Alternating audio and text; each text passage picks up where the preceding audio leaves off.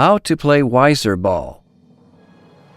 World Weiser Sport Committee is the highest level and leading organization of the Weiser sport in the world. First-term personnel of World Weiser Sport Committee were solemnly inaugurated at a ceremony held on March 2, 2013 at the headquarters of World Weiser Sport Committee in California, USA. This committee has produced this tutorial for the purpose of bringing the Weiser sport to the whole world. We have used simple explanations to help people learn and be able to play Weiser within the shortest possible time. We will show an animated movie of a simulated game. As the game is progressing, the basic rules of the Weiser game will be described and explained to you. Please note that the ball numbers mentioned in this simulated game are just examples. They are used to facilitate explaining the rules. In a real game, there is no need to play the balls in the same order as the ball numbers are played in this tutorial. A ball with any number can be played at any time.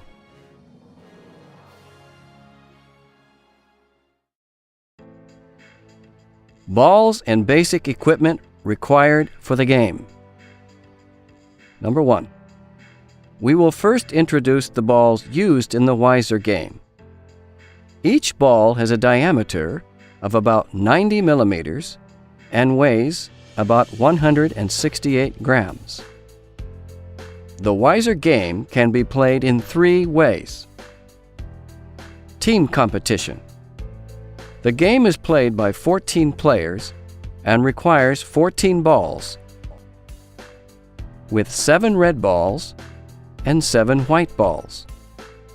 The balls of each color are numbered from 1 to 7. Single-player competition. Each side has 1 player. The player controls and plays 5 balls. A total of 10 balls are used. Double competition. Each of the 2 teams has 2 players, and each team plays 6 balls. Number 2. Next are the flags used in the Weiser game. 10 yellow flags and 10 red flags are required. The shape and size of each flag is shown in this diagram. The shape of a flag is an equilateral triangle. The length of a flag is 1 foot. When inserting a flag into the ground, the pole of the flag should be 2 feet above the ground. Number 3. Then, a rope that is 12 meters long is needed to use as the center line.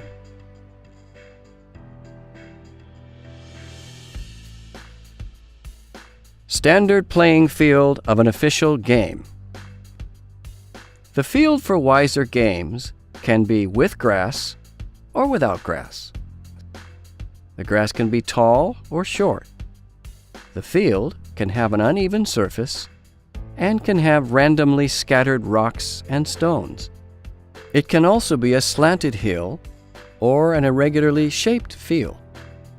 It can even be an indoor environment.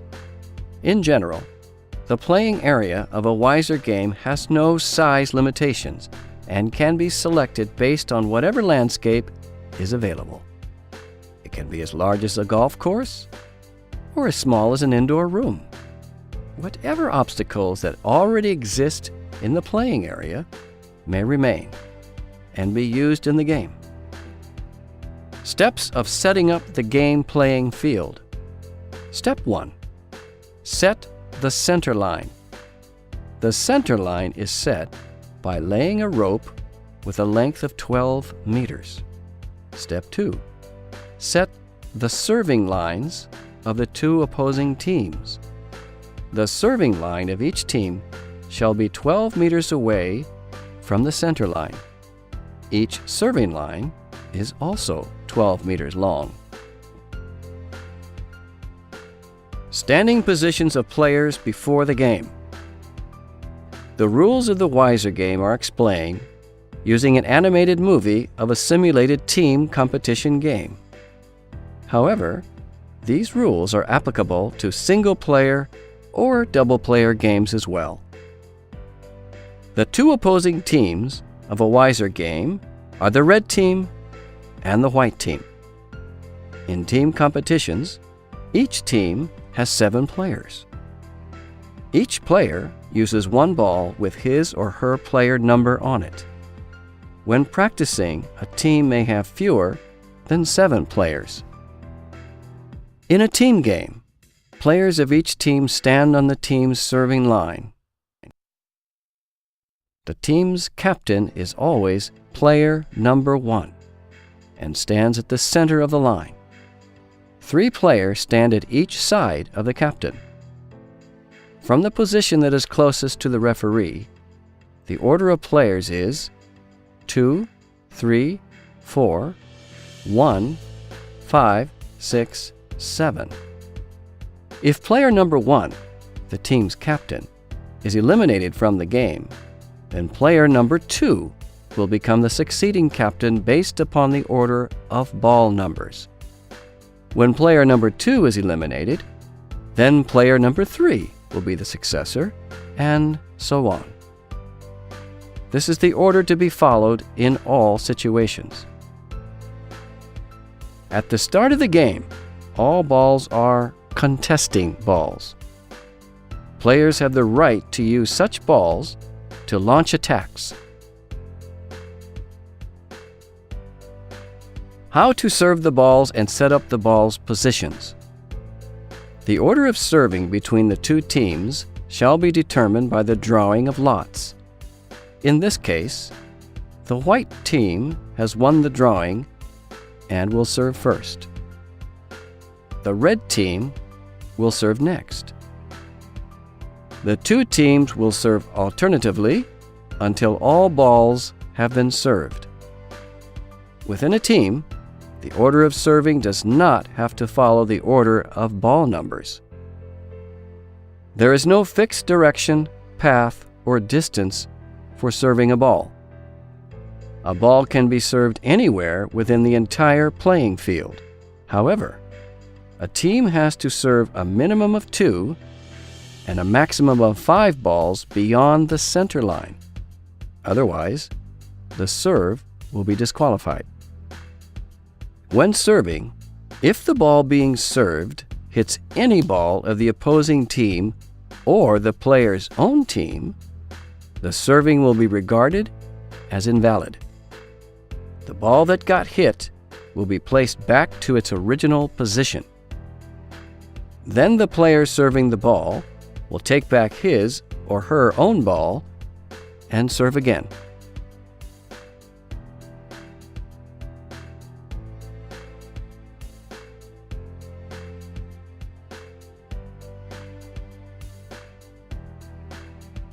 Now you see that the balls have all been served.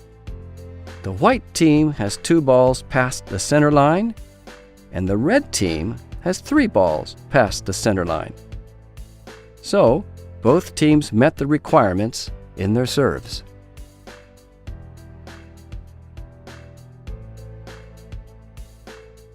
After serving the ball, each player stands next to his or her own ball and is ready to contest.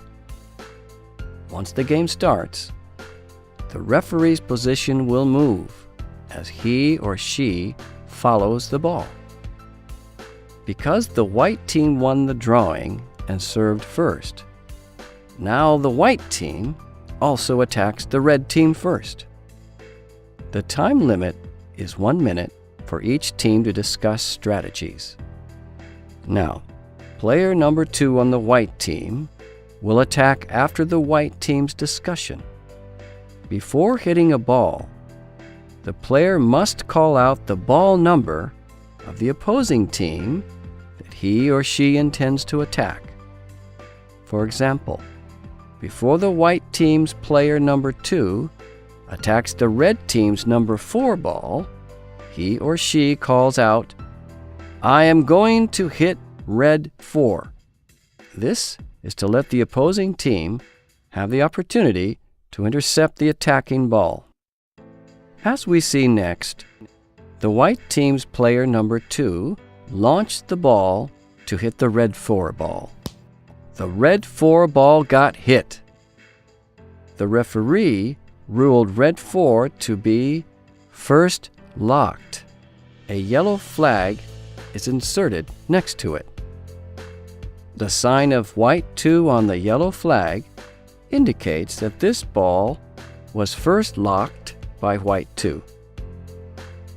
When a contesting ball is hit, it will be first locked. A yellow flag will be inserted next to it. Now it's the red team's turn to attack. After discussion, they decided to let red 6 attack. In this case, we saw that red 6 hit white 2. White 2 is now first locked. A yellow flag has been inserted. Because white 2 had hit red 4 before white 2 was hit, now the first locked status of red 4 is removed. It becomes a contesting ball again. Now the white team attacks again. We saw that white 4 tried to attack red 1, but missed. Next, the red team will attack. Red 4 decided to attack the first locked white 2. If any flag within the playing field is in the way of the path of attack, the flag can be moved to another spot to let the attacking ball move forward. In this attack, red 4 hit white 2.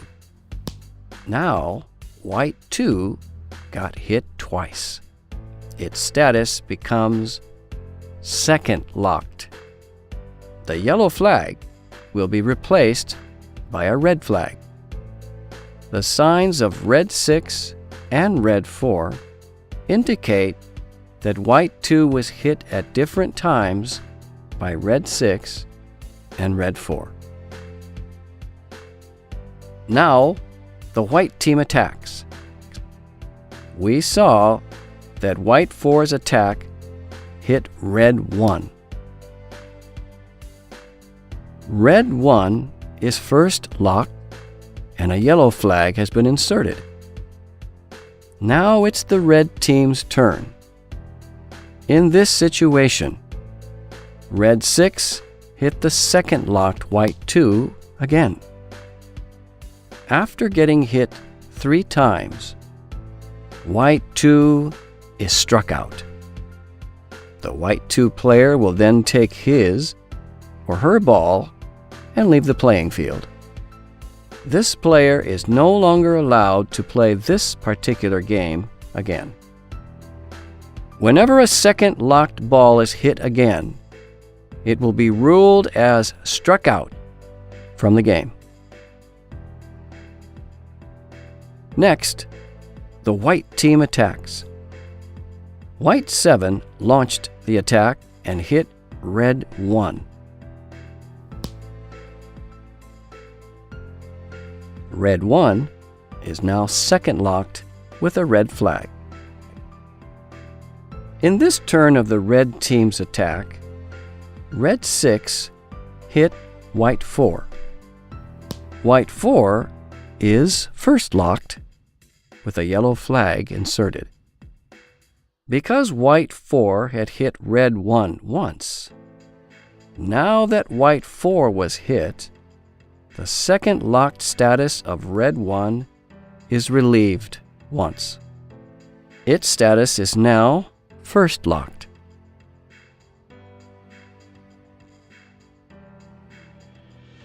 When playing the game, the player can also choose to set the ball instead of aiming to hit a ball of the opponent. The purpose of setting the ball is further overall victory. The strategies of ball setting include making a surprise move, luring the opponent away from an advantageous position, creating a hidden opportunity, and others. For example, now it is the white team's turn to attack. White 6 set the ball once. The purpose is to get close enough to red 1 to have it second locked next time. Each team has 3 successive opportunities to set their balls. On the 4th time, the team must attack. Next, the red team attacks. As we see now, red 5 was launched and hit white 7. White 7 is now first locked and received a yellow flag. Because white 7 had also hit red 1 once, now that white 7 was hit, red 1's first locked status is removed. Its status is restored to a contesting ball.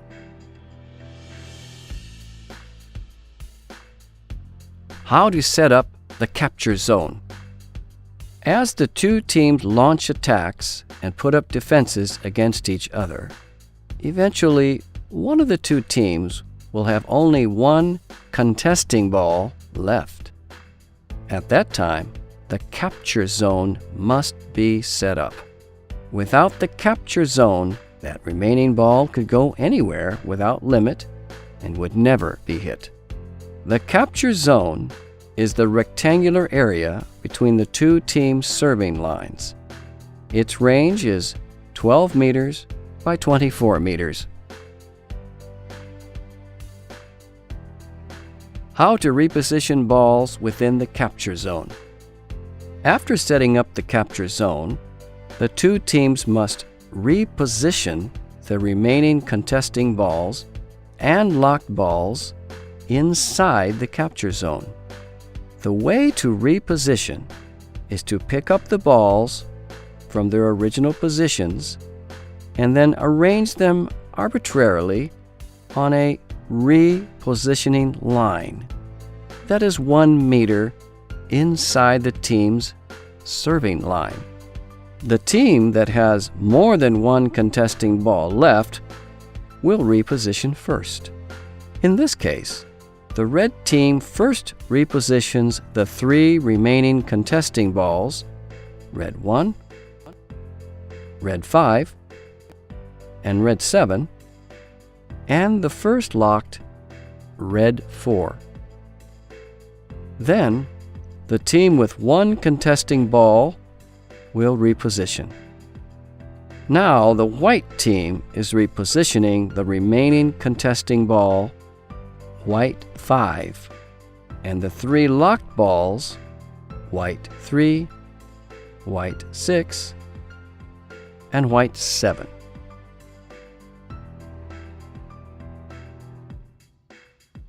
Contesting within the capture zone. After completing the repositioning, the 2 teams will resume the contest within the capture zone. The team with one contesting ball left will attack first. In this case, the white team attacks first. White 5 has decided to set the ball this time in order to get closer to the red team and be able to hit accurately. Next, it's the red team's turn to attack. They chose to let red 7 attack white 5. However, red 7 did not hit the target. Also, it went outside of the capture zone. A team will be penalized when a ball does not hit its target and goes outside of the capture zone.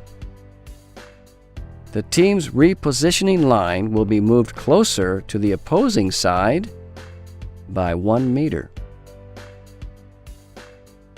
Therefore, the red team's repositioning line is moved closer to the white team by 1 meter. Then, the launched red 7 ball is taken back and repositioned at the new repositioning line along with the other balls of the red team. Now it is the white team's turn. White 5 is going to attack red 5.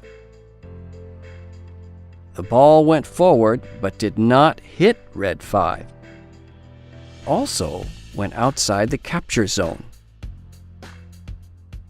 At this time, the white team is also penalized. The white team's repositioning line is moved closer to the red team by 1 meter. Then, the launched white 5 ball is taken back and repositioned at the new repositioning line along with the other balls of the white team. When the two teams' repositioning lines are only 12 meters away from each other, if a ball goes outside the capture zone again, team's repositioning line will no longer be moved.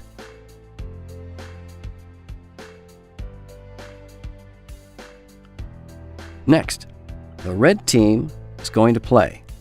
Red 1 set the ball this time in a forward position in preparation to attack the white balls at a close range. Now it is the white team's turn. White 5 also set the ball to lure the red team to attack. The red team responded by setting the red 7 ball.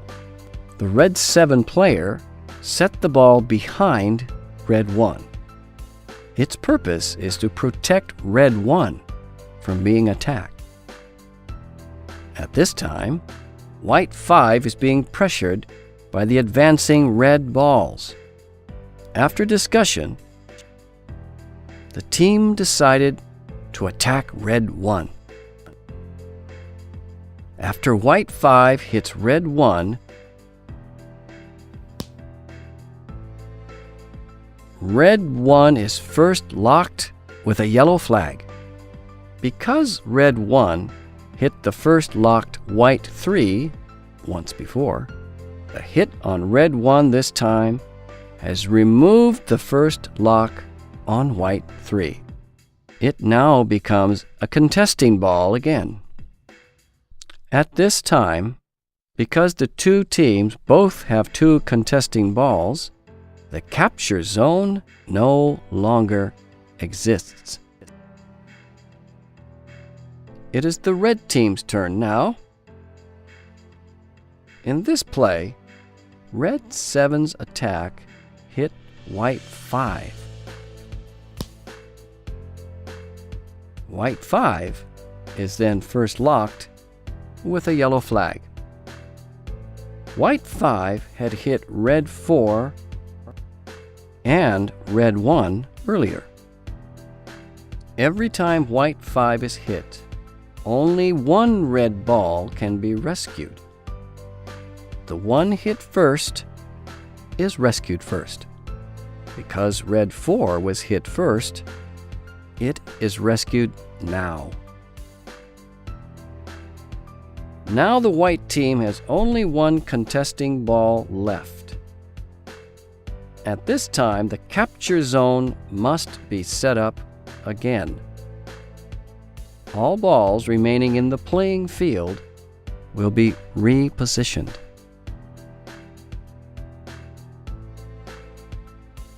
After repositioning one more time, the white team, which has only one contesting ball left, will attack first. In this case, white 3 set the ball forward to lure the red team to attack. Next, the red team set the red 5 ball deeply into the white team's territory. This is to take advantage of the white team's lack of defense at the rear and to be prepared to assault the white team's locked balls. Seeing the overall unfavorable situation, White 3 went back to attack Red 5 in a hurry. However, the White 3 ball did not hit its target and went outside the capture zone instead. Because White 3 missed the hit and went outside the capture zone, the White team must suffer a penalty. Its repositioning line is moved closer to the Red team by 1 meter. Then, the launched White 3 ball is taken back and repositioned at the new repositioning line, along with the other balls of the White team. Next, it's the Red team's turn to attack. In this demonstration, the attacking Red 5 hit White 3. White 3 is then first locked. Because the White team does not have any contesting ball left, the Red team won this game. The referee announces the end of the game. In the following, we will introduce several situations that can occur during the game. These are the mishit and how to rescue a ball that was locked due to a mishit. We will also introduce and explain the concept of interception. Mishit. A ball hitting a ball of the same team is called a mishit.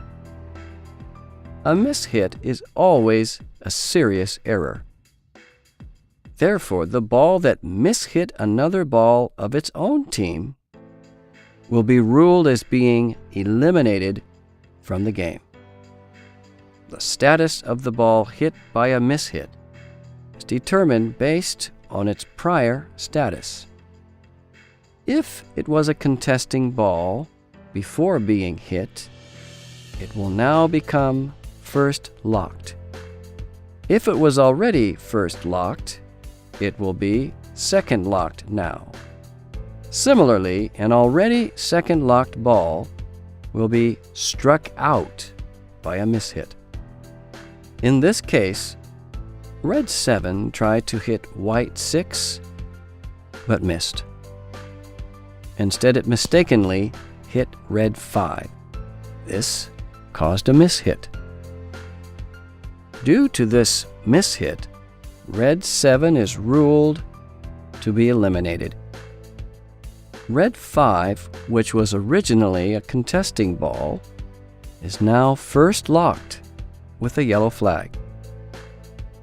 Please note here that because of the first lock status of Red 5 was caused by a mishit, the situation cannot be used to rescue White 7, which was first locked due to being hit by Red 5. White 7 can only be rescued if other contesting balls of the White team hit Red 5.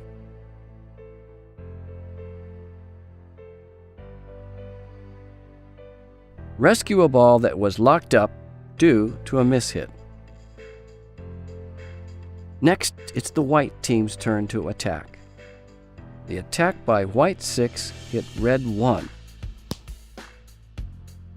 which is now first locked with a yellow flag. To rescue a ball of Team A that is locked due to a mishit, a teammate on Team A must hit any ball of the opposing team that has not locked any ball of Team A. That is because if there is any ball of the opposing team that has locked any ball of Team A, that locked ball must be rescued first. For instance, To rescue red 5, which is locked due to a mishit, the red team must hit any white ball that has not locked any red ball. In this case, the attacking red 2 hits white 5. White 5 is then first locked with a yellow flag. Because white 5 that was hit did not lock any red ball, red 5 that was mishit and first locked is now rescued. However, if white 6 had been hit, that opportunity could only have been used to rescue red 1, which was locked by white 6. That opportunity could not have been used to rescue red 5 that was mishit because one hit can only rescue one ball. Interception. We now introduce the tactic of interception. Interception is the highest and most difficult skill used in the wiser ball game.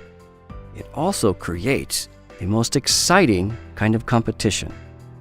Interception refers to a quick blocking when the opposing team is launching an attack. Interception can be used at any time during the game. The types of interception are interception in the air, head-on interception, and lateral interception. For example, when a red ball is about to attack a white ball, another white ball can be used to make an emergency interception. Now, red 5 is going to hit white 3.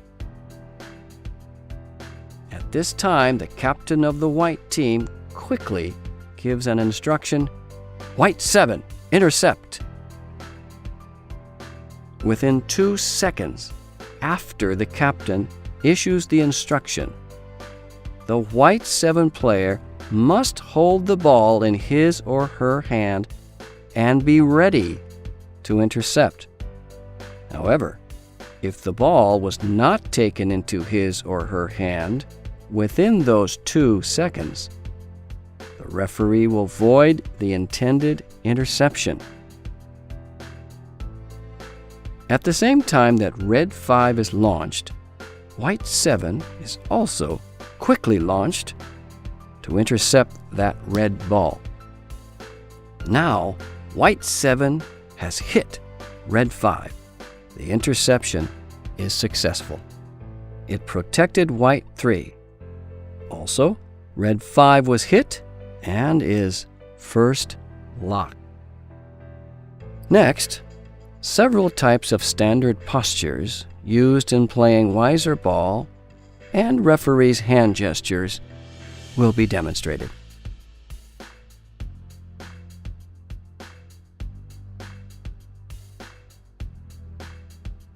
Now we will let athletes demonstrate several regular postures for playing the ball. First, the front foot should step behind the ball but should not be in contact with the ball. Then, you can hold the ball in the hand you regularly use to play the ball. Before you shoot the ball out, your back foot cannot step past the front foot. The basic ways of playing the ball are a rolling hit, a shooting hit, and a tossing hit.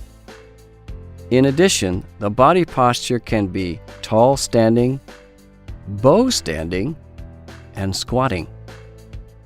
With each body posture, you can hit the ball in any of the 3 ways. Feel free to choose any way that your body likes. Next, please see the actual demonstrations.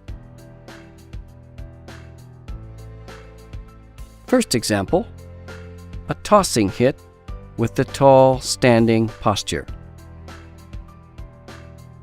Now I am going to demonstrate tossing hit with the tall standing posture. I'll be attacking red 7.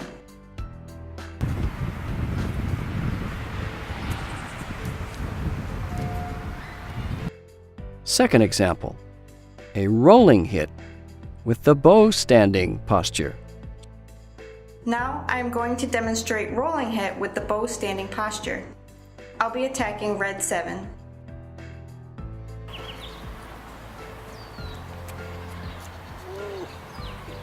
Third example, a shooting hit with the tall standing posture. Now I'm going to demonstrate shooting hit with the tall standing posture. I'll be attacking white 2.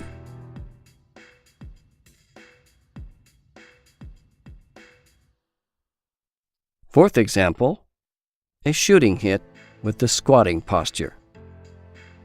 Now I am going to demonstrate shooting hit with the squatting posture. I'll be attacking white 3.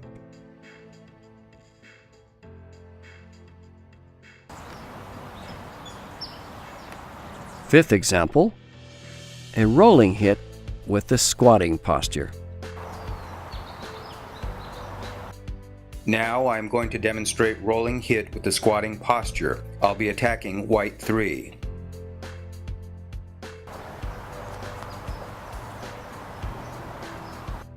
When actually playing, you can decide according to your own situation and choose the posture that you are used to or that is suitable for you to play. These postures are also to be used when serving or intercepting the ball. Next, we will demonstrate several types of referee's hand gestures during a Weiser game. Referee's hand gesture number 1, first lock. White 2, first lock, red 7.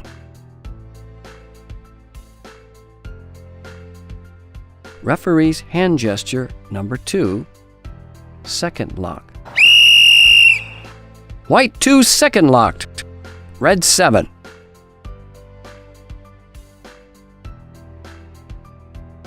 Referee's hand gesture number 3, strikeout.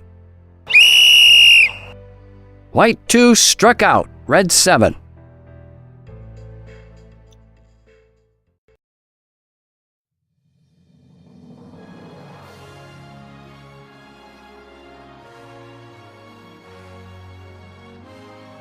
The rules for playing Weiser are very simple and very easy to learn. You only need to watch this video tutorial a few times and actually begin to play Weiser. You will then be able to play Weiser. If you have any questions about this tutorial or about the rules for playing a Weiser game, please write to us with your inquiries anytime. We thank you all very much for your support of the Weiser sport. The contact information for World Weiser Sport Committee is as follows. World Weiser Sport Committee, 150 East Colorado Boulevard, Suite 202, Pasadena, California, 91105, USA. Telephone number 626-795-7485. Fax number 626-795-7488. Email address info@worldwisersport.org. Play Weiser and get wiser.